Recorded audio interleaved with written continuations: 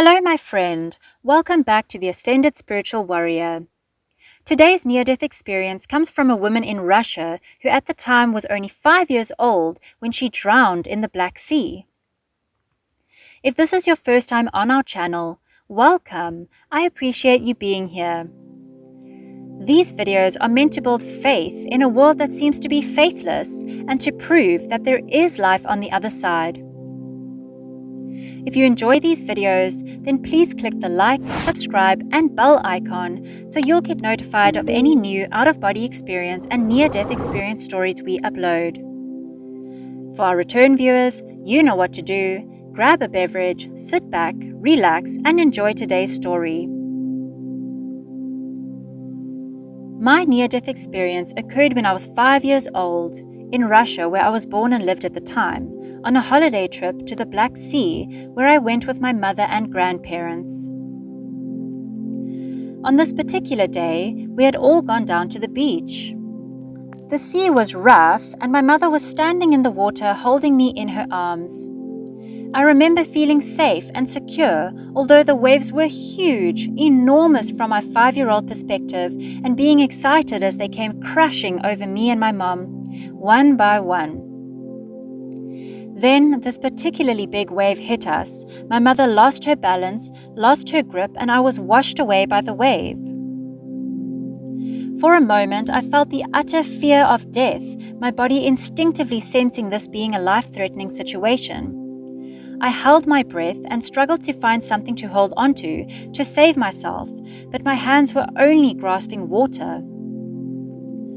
Only water was everywhere. I was helpless, completely out of control. When I realized there was no use to fight, nothing to get a grip on, I surrendered. I let go of my breathing, let go of trying to save myself, let go of the struggle for life, and allowed whatever was happening to me to happen. Next thing I remember is feeling the most profound and utter sense of peace I ever felt in my life. Suddenly, I was feeling completely safe, being enveloped and protected by something I can only describe as complete, unconditional love. This love was all around me. It was everywhere. But at the same time, it was also me, the one I was, my innermost essence. There was no longer any fear, no worries, no struggle for anything, and I could have gone on being wherever I was and feeling the way I was forever. I felt as though I was finally being my true self. There were no limits or limitations whatsoever. I could go wherever I wanted, know whatever I wished, do anything. The sense of freedom was inexplicable. I was also strangely aware that the thing we ordinarily call time now was suspended and no longer existed. Then I was swept away by some unknown force and started to move at an enormous speed, which felt a lot faster than the speed of light. I traveled an enormous distance, literally traveled beyond the world. I didn't have any sense of having a body, just of moving like a thunderbolt through a darkness toward a point of brilliant light in the distance, and as I came closer to this light, my only desire was to get to it, to get to where this light was. When I reached the point of light, I found myself in a world of light. Everything in this place was made of and radiated light. It was beautiful and radiant beyond expression. Heaven would be an adequate description, but I had no religious feeling, and I knew there was no such thing as hell. I knew, without knowing how and why I knew this, that this was the place where everyone eventually got when they died, regardless of who they were and what they had done during their lives. In the midst of the light stood a male figure. It was radiating this light and radiating this totally unearthly, complete, unconditional love. I was embraced by this being or enveloped in its light, which felt like an embrace. Suddenly, I remembered this place. This was my home, the place that was really my home, and I wondered how I could have ever forgotten about it. I felt as though after a long, difficult journey in a foreign country, I finally had come home, and the being of light who was there before me was the being that knew me better than anyone else in creation. The being of light knew everything about me. It knew all I had ever thought, said, or done, and it showed me my whole life in a flash of an instant. I was shown all of the details in my life, the one I'd already lived, and all that was to come if I returned to Earth. It was all there at the same time, all the details of all the cause and effect relations in my life, all that was good or negative, all of the effects my life on Earth had on others, and all of the effects the lives of others that had touched me had on me. Every single thought and feeling was there, nothing was missed, and I could experience the feelings and thoughts of all the other people involved with myself, almost become them, which gave me pure experiential understanding of what brought other people pain or joy, the positive or negative experiences and effects of my own actions. The being was not judging me in any way during the life review, even though I saw a lot of shortcomings in my life. It simply showed me my life the way it had been to me, loved me unconditionally, which gave me the strength I needed to see it all the way it was without any blinders, and let me decide for myself what was positive, negative, and what I needed to do about that. I don't remember any details of the events that were shown to me, neither past nor future, but I remember that was most important. The being of light showed me that all that was really important in life was the love we felt, the loving acts we performed, the loving words we spoke, the loving thoughts we held. All that was made, said, done, or even thought without love was undone. It didn't matter, it simply did not exist. Love was all that was really important, only love was real. Everything we did lovingly was as it was supposed to be. It was okay. It was good. And the love we had felt during our lives was all that was left when everything else, everything perishable in life, had vanished. Next, I remember finding myself in some other place, not knowing how I'd gotten there. The first being of light was gone, and I was surrounded by other beings or people who I felt as though I recognized. These beings were like family, old friends who'd been with me for an eternity. I can best describe them as my spiritual or soul family. Meeting these beings was like reuniting with the most important people in one's life after a long separation. There was an explosion of love and joy on seeing each other again between us all. The beings communicated with me and one another in some kind of telepathic way. We spoke without words, directly from mind to mind, or from spirit to spirit. None of us had any bodies. We were all made of some unknown substance, like a concentration of pure light. We were like dots of light in the light everywhere around us. Everybody knew what everybody else had in mind instantly. There was no possibility or need to hide anything from anybody.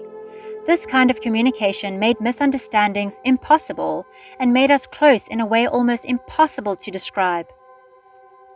We were all individuals, but at the same time we were all one, united by indestructible bonds of love forever, and also united by the light in the world of light around us, being part of it and part of each other's light. The love these beings of light exuded healed me, swept away all the darkness in me, erased all of the pain and sorrow I'd accumulated during my life on Earth. Earth and the life I'd lived on it felt very distant, was getting more distant all the time, almost like it had never really existed at all. I was in this place with my soul family for a period of time that felt like an eternity. No time in the usual sense existed here, neither did the concept of space, but even so there were different places to go and spans of time that passed by. This is a contradiction in terms, but it is the only way I'm able to explain it in words. Spaceless space, timeless time. In this place, there were only pure being. Except being healed, I don't remember what we did, just that we were together and enjoyed it enormously. I remember this world of light as being huge, an enormous place, a place without limits or borders, neither individual or external. I remember all beings who were in this place had complete, total knowledge about all and everything. It was all pleasant, loving, beautiful beyond expression. Everything and being in this place was made of light, and everything was light, even though there were individual things and beings. The light is what I remember best. It was living, alive, a living light that was everything and all, the essence of everything and all. Next thing I remember is suddenly finding myself back in the presence of the being of light I'd met first and told I had to go back. I said, "No way, I won't do it." This was about the last thing I wanted to do. Life on earth, filled with darkness, pain, sorrow, limits, and limitations, was like a horrifying prison compared to this wonderful place. I simply refused to go back. I was told that it wasn't my time, that I'd been granted a visit back home, but that I had to fulfill my purpose and do the work I myself had chosen to do on earth. The being of light reminded me that my purpose was to learn more about love, compassion, and how to express them on earth, and that my work was to help other people in any way I could. I had chosen this myself, and it told me that I would be back in the world of light in no time. Never forget, in reality there is no time, only eternity itself, it said. Next thing I knew, I was back, feeling my body. The wave washed me up on shore again, and I was crawling up the shore, coughing up a lot of seawater. As a child, I forgot my near-death experience, and the memory of it didn't return until many years later. Even so, it has always been with me and given me strength to cope with difficulties in my own life and to help and support others. During the whole of my professional life, I've been working with helping others in different ways. At the age of 18, I started working with elderly people, dying, senile, physically and emotionally ill people. I worked with people with AIDS and the mentally ill. Later on, I worked in the mental health care and social care area among people with psychological, social, existential, emotional, and spiritual difficulties, and always felt my work as being deeply meaningful, even before remembering my near-death experience.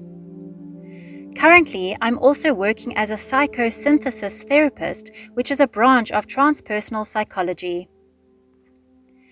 The near-death experience also put the foundation to my lifelong interest in the paranormal, the mystical, the unusual, and the spiritual, which I've had for as long as I can remember, not knowing why for many years. It has made me explore unknown dimensions. It made me seek and find the answers to many questions and to constantly strive to learn more about life, death, and everything in between, and to seek out ever new ways of helping others, which for me is the most meaningful things one can do in life. In the end, the near-death experience taught me as much about living as about dying, and it keeps on doing so.